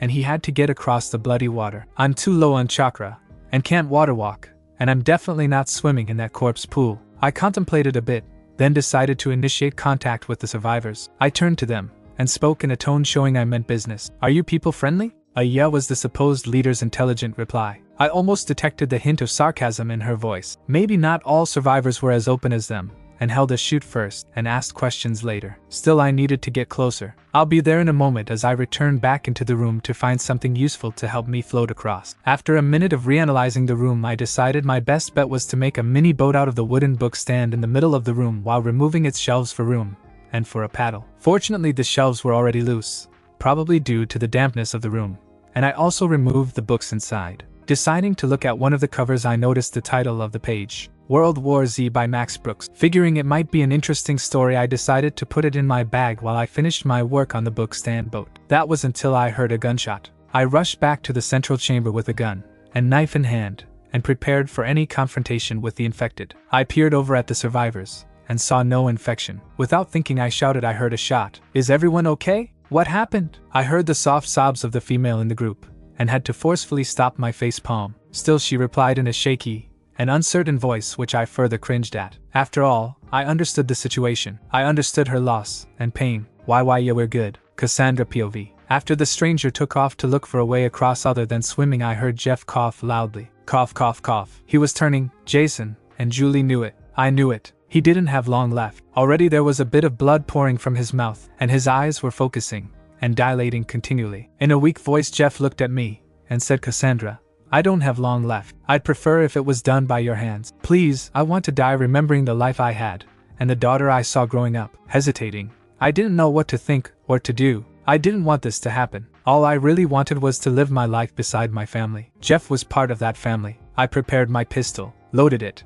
and loaded it again as if to buy time for some miracle to happen. It was a stupid hope. Unknowingly, I began to cry silently. I was so preoccupied by the situation I didn't bother noticing the slight blurriness in my eye. I brought up my gun and hesitated over and over again. That is until our final talk. Jeff replied softly as if all the energy was leaving his body. Again I hesitated, fumbling in my attempts to steel my resolve. You were like the daughter that I lost, that I failed to save. You are precious to me. Thank you. Each word was a stab to the heart. But I knew what had to be done. It was what he wanted, a final wish. I replied one last time, unsure if he truly heard me. And you were precious to me too, a parent, a close uncle. Thank you for everything. I lifted my arm quickly and fired. Back with Scout. Scout, understanding what happened, decided that it was best dealt with as a group. Besides, he still had to get across with the makeshift raft. Finishing the last touches, he began to push the raft across the room and into the water. Making sure all his supplies were in place, he jumped onto the raft and took out a shelf or wooden plank, and slowly he rowed towards the survivors. Back with the survivors. Cassandra as of now was not fit to maintain the responsibility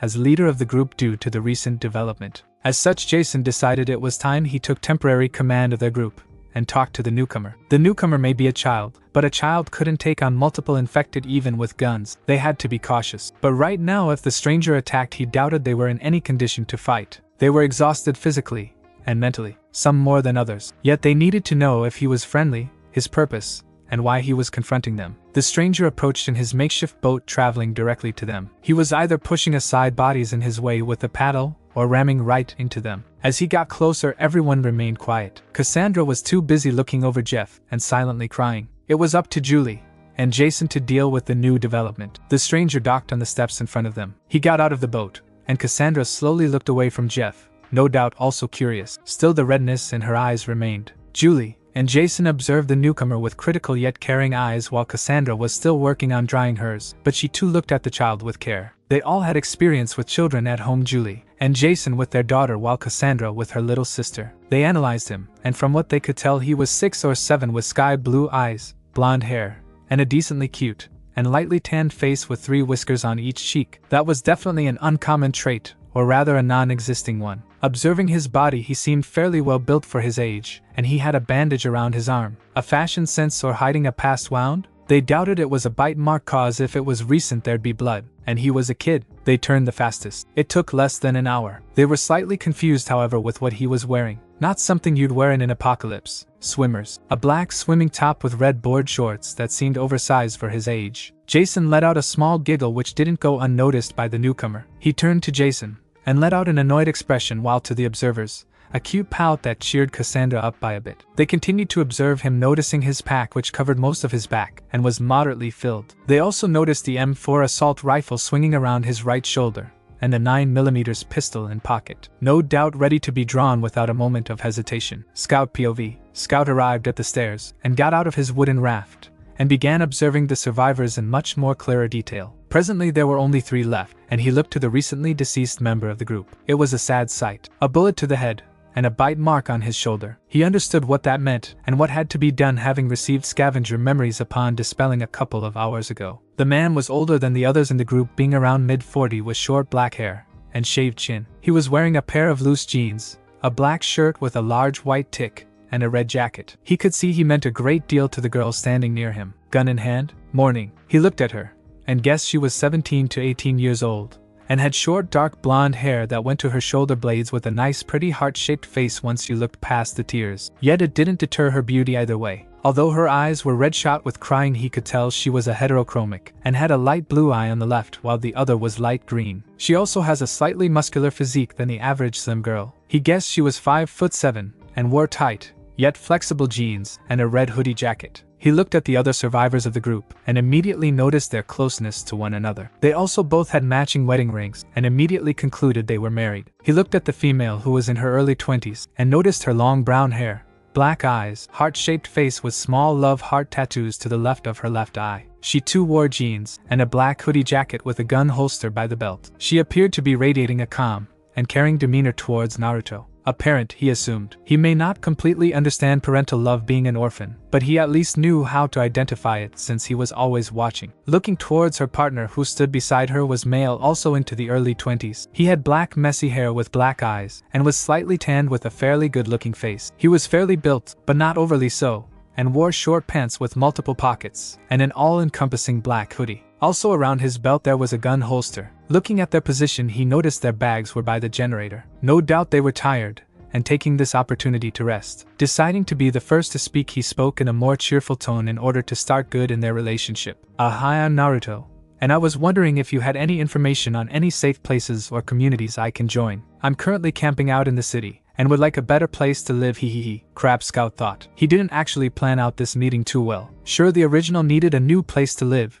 and something productive to do, but the main reason was he was curious about survivors, with him being from another dimension, and all he wanted to do was actually find something to do. He was a warrior, a fighter. He fought for people precious to him. Right now he wanted hope, something to move on from. Dwindling in the past wouldn't help anyone, and was a disgrace to the sacrifices he made. He, however, couldn't tell them that. Not yet anyway. Naruto, that's a weird name, Jason thought before looking at Cassandra to see if she would reply. She didn't decide to be the voice of the group for the moment. He replied, "My name's Jason. That's Cassandra, our primary leader." He pointed to Cassandra. "And that's Julie, my wife," he responded naturally to the blonde. He wanted to try to appear friendly at least. Why? Cause he was suspicious of the blonde. Jason was suspicious of the child. Who wouldn't be after all? It just seemed too convenient. A new member looking for somewhere safe to stay, and a child of all things. In all likelihood he could be some kind of hunter spy. Still, he's a child. He can't be that bad, right? Sorry to pull this on you, boy. Before that, where were your parents? Do you have any guardians? Another group of survivors perhaps? I doubt you survived this long by yourself. Jason spoke in a strict tone, trying to goad information from the child. He noticed any lie from the amount of experience he had with her daughter, and he was still a child, and children were always susceptible to those older than them. He couldn't be too careful.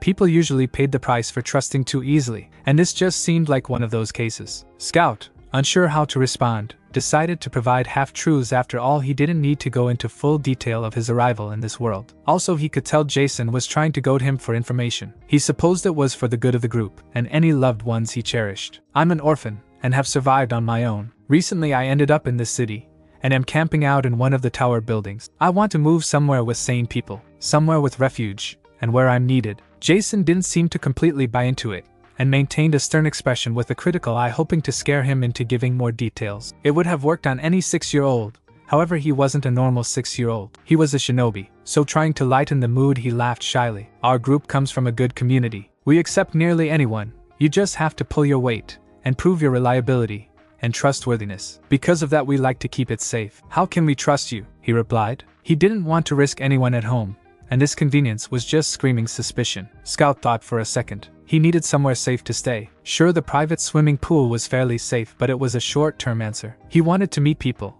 to open up, to cause living another life alone would really suck. Sure, he got a map of safe zones and quarantine zones. He, however, didn't want to risk being shot at, found out, and eventually be experimented on due to superpowers. He also didn't know much about them. The security forces could be hostile to strangers, and he didn't want to travel cross-country to find out the hard way. He needed to start small. Another reason was he doubted he'd be accepted in any way. He was a kid. To them he would seem useless, just being an extra mouth to feed. Sure, he could pull his weight, but fear of the unknown can lead people to do stupid things. For now, he just wanted a nice little community, some place to start fresh. Thinking about it, this was probably the best chance he could get. He simply couldn't just knock on the door and say, "Hi, I want to join." So he had to make it in with this group. It was the best way, the only way. He needed to persuade them. Another opportunity like this won't present itself, and he already had some leeway. They knew some of his skills, and nothing on his chakra powers. They knew he could be useful. Maybe he can bribe them with supplies, scavenge service,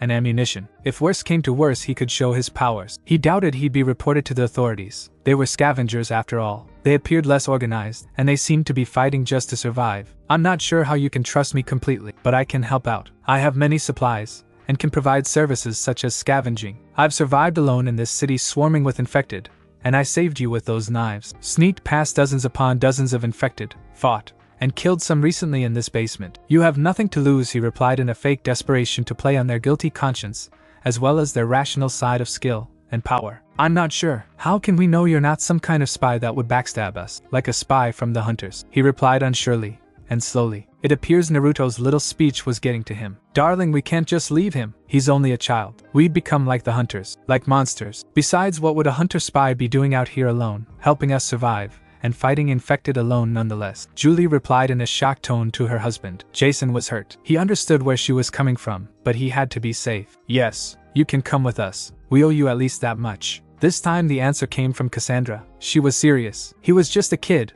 albeit a very strange one. Strong, smart, clever, experienced. She didn't know how he could be all that at his age, but it was something interesting, and she wanted to find out. Just so you know, new members have to earn their keep. You won't be trusted at first. Everyone will be suspicious of you. Hell, I'm suspicious of you, but we could definitely use your skills and motivation. Also, what kind of community would we be if we left a child in need to fend for themselves in a messed up world like this? She replied, then continued, it's already late, and there would be lots of activity in the sewers at night. And according to the schematics we have of the city, it would take us 5 hours of travel to reach the main sewerage chamber. From there it should be smooth travels. We should look around and find a suitable rest area for the night. We travel in the morning. Okay, I'll just go out and get my supplies. Scout replied in a happy, casual tone. No doubt due to being accepted into the group and the prospect of a fresh start elsewhere. No need. You shouldn't risk yourself just for some supplies. You can wait it out here. Don't worry, I have a few abilities that help me survive. I'll be back in the night. Are you crazy? The infected are more ballistic at night. You'd die out there. You might also bring some of them with you. As I said, I have some special abilities. I'll be back real soon. Just mind my stuff. Oh really? Jason asked sarcastically. He doubted there were any real abilities that would stave off the infection during the night, so he wanted to prove his point to the kid. Why risk yourself needlessly after all? Scout smirked. He really wanted to do this. It was too bad he wouldn't be able to see their reaction. Okay, watch very closely. Everyone watched him, amused at what he would do. They were curious after all. Scout smirked when they were completely focused on him. Poof. Back with original Naruto. 3 hours prior to Scout dispelling. Naruto, and a substitute bodyguard clone came back from recovering the materials and equipment left by Scavenger. They managed to avoid confrontation with the infected, jumping from rooftop to rooftop with the occasional wall run. Using this method, they easily collected the supplies and made it back to the hideout with no problems. Naruto used his travel time to shift through the information gained from the Scavenger clone and learned a great deal of things with tactics and the infected. He was keen on trying the pistol while one hand held the. It was a good combination, but doesn't mean he won't change to the occasional kunai and double-handed weaponry. Most importantly, he finally had something more decent to wear. Even if it was just one piece, it was better than what he had on now. The swimsuit was pretty loose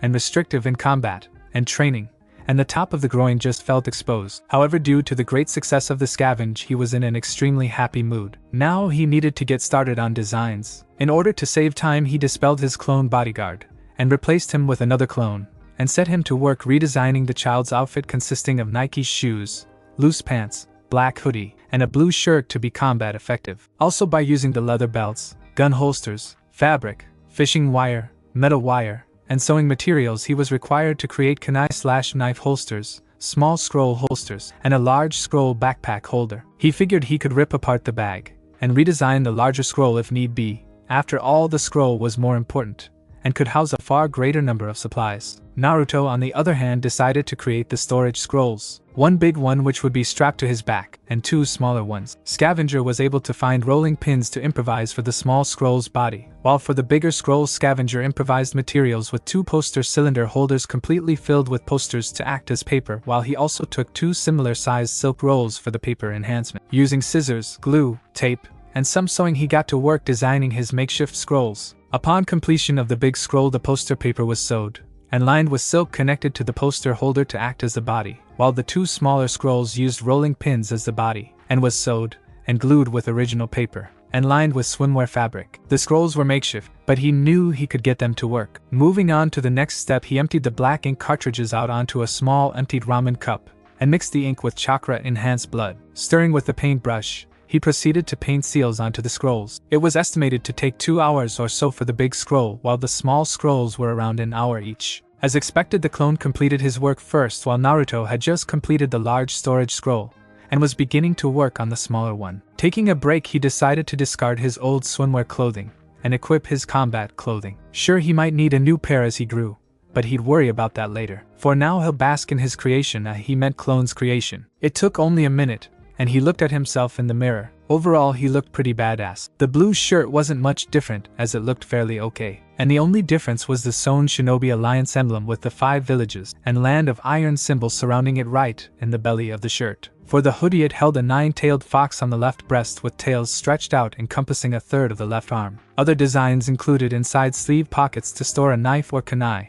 and extra pockets to store emergency rations. The pants also remained relatively the same except for extra pockets created inside. Where the real progress was made was with the 3 kunai holsters, see cover pic, which the inside was made leather using 5 handgun holsters, and was sewn and lined with steel thread. 1 gun holster remains in use so it can hold down an equipped pistol. Additionally, the new scroll bag was completed, similar in pic except an additional leather base to prevent scrolls sliding down, using several belts and sewn fabric. Surprisingly enough, the backpack wasn't needed for material as it still held use. He followed a similar design for the small scroll holsters except with only 1 small belt going through the middle. All in all, equipment storage was complete. Naruto decided to equip them.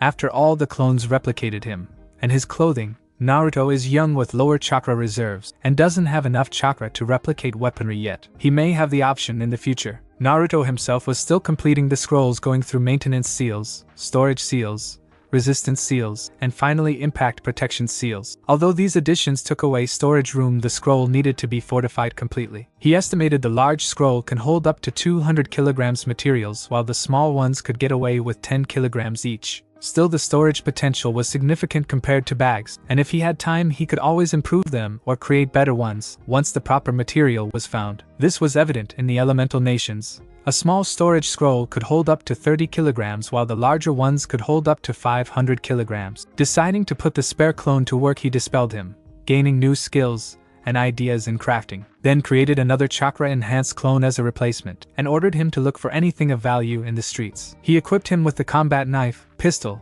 50 bullets with 5 magazines, and a backpack. It was ordered to scavenge below while avoiding as much confrontation with the infected as possible. He had only 1 hour. It was nearly night. Naruto briefly wondered what the scout clone was doing. An hour passed by, and the scavenger's replacement clone got to work collecting whatever backpacks, supplies, and weaponry he could get his hands on, and returned it to base every time he was full. This process continued till the time limit was up. He wasn't completely successful in avoiding infected confrontation, but he only had a few encounters where he had to put some down. So far he only exhausted 10 pistol bullets. In hindsight that didn't matter as he was collecting far more than the amount he shot. It was now sunset, and night was fast approaching. It was far more dangerous now. The infected were more active at night. So far he had collected in his arsenal. 4 bags, 2 small backpacks, and 2 large hiker-class bags. 3 extra M4 assault rifles with 4 magazines and 50 bullets. 4 9mm handguns with 12 health kits, 8 Molotovs, 3 grenades, 2 paper bundles numbering 200 pieces of A4 paper, 20 blades, 18 rags, 10 bindings, 8 sugar, 22 throwing knives, 23 alcohol. For food his collection ranged quite high,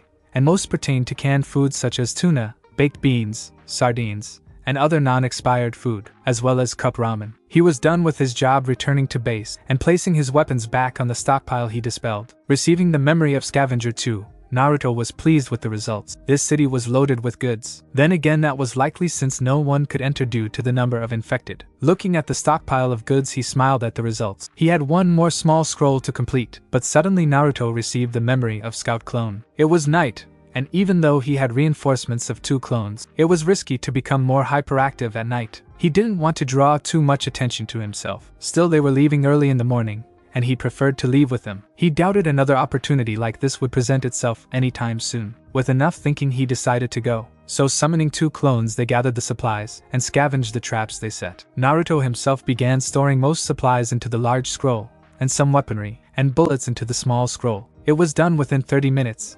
And now it was early into the night. Deciding to test Sage Mode again to feel out the condition of the city at night, he set the 2 clones to guard him while he entered Sage Mode. It took 45 minutes, but he was able to enter it much sooner than the previous hour. He felt outwards and was shocked. He felt more feral and aggressive emotions from the infected as well as a greater depth of understanding. Did this mean at night they were slightly more intelligent? He also noticed dozens upon dozens converging on his position, as if they were more aware of him. Did that mean they had some sentient understanding after all, or were they attracted to nature, energy, and chakra? There were far more presents now than there were yesterday. This was something he needed to investigate. Stretching out his senses again, he noticed the infected in the building. There were hundreds in the staircase. It was packed. He was glad he chose to destroy it instead of reinforcing the door. He didn't like the idea of facing such a large horde in his weakened state. Deciding he had enough, he exited out of Sage Mode and thought of a quick plan to meet up with the survivors. The top floors of the library were useless, and the front entrance was the best bet to get in and get down to the basement safely. Fortunately, one of the basics of ninjutsu can play a huge role here. Kawamari, body replacement technique. He just had to go to the front entrance and replace himself with an inanimate object. Guess he can use shadow clones to distract the infected while he got in. It was a simple plan. 30 minutes later, Naruto had gotten into the library with no hassle.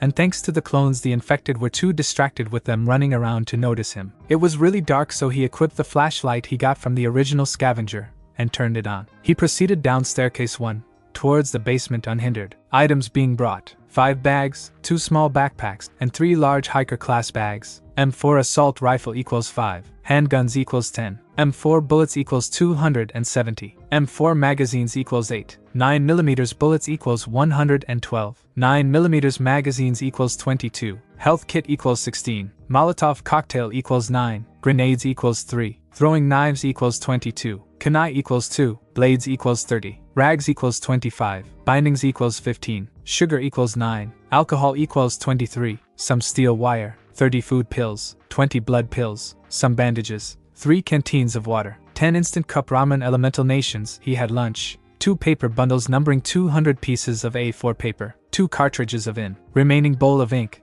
and paintbrush. Information on military and fireflies. For food his collection ranged quite high, and most pertained to canned foods such as tuna, baked beans, sardines, and other non-expired food, as well as cup ramen. Amount will be specified later chapters. Recipes known: health kit, Molotov cocktail. Thanks for watching my video, and make sure to check out the author of this fanfic. Link is in the description. See you next time. Till then, sayonara.